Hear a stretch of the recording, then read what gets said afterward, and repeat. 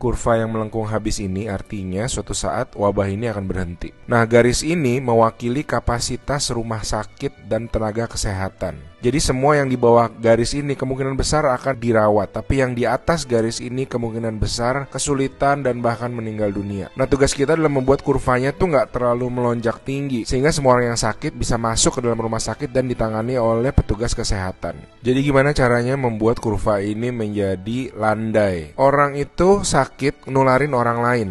Nah, orang yang sudah sembuh, tubuhnya jadi punya imunitas, sehingga kemungkinan dia tertular lagi itu kecil atau hampir nggak ada. Sehingga caranya sebuah wabah apapun itu dari zaman dulu berhenti adalah ketika cukup banyak orang kena virusnya, lalu menjadi imun sehingga virusnya nggak bisa punya orang untuk ditularin lagi. Nah, kenapa selama ini kita perlu banget namanya social distancing atau ngejauhin diri? Animasi ini bagus banget. Ini contoh kalau semua orang bergerak bebas seperti biasa, nggak ada pikiran, semua tetap pergi konser, pergi jalan-jalan. Ini akan terjadi. Satu orang akan menularkan semua orang berbarengan, dan itu yang berbahaya. Seperti tadi kita ngelihat kurvanya ya. Pada akhirnya akan lewat dan pada akhirnya semua orang akan sembuh. Tapi karena kurvanya tinggi, banyak orang akan mati dalam prosesnya. Nah, yang terjadi di Cina dengan adanya lockdown, ditutup, membuat orang tidak sakit sekaligus berbarengan. Jadi kurvanya lebih landai kalau kalian lihat, sehingga memberi waktu untuk orang-orang menjadi sembuh dan akhirnya bisa melandaikan kurvanya.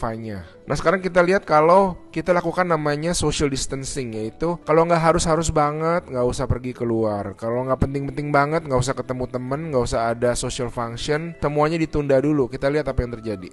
Nah, bahkan ini ada simulasi satu lagi. Kalau social distancingnya itu benar-beneran ekstrim, orang nggak boleh keluar, ada jam malam dan sebagainya. Ini yang terjadi. Kita lihat beda banget kan. Jadi ada orang yang akan tetap sakit, tapi mereka bisa masuk rumah sakit dan dirawat. Jadi teman-teman, please do your social distancing, stay at home, work from home, anywhere you can. Ada orang-orang yang nggak bisa, saya mengerti, tapi sebisa mungkin lakukanlah semuanya itu. A good way of doing it is to imagine that you do have the virus, yeah, and change your behavior so that you're not transmitting it.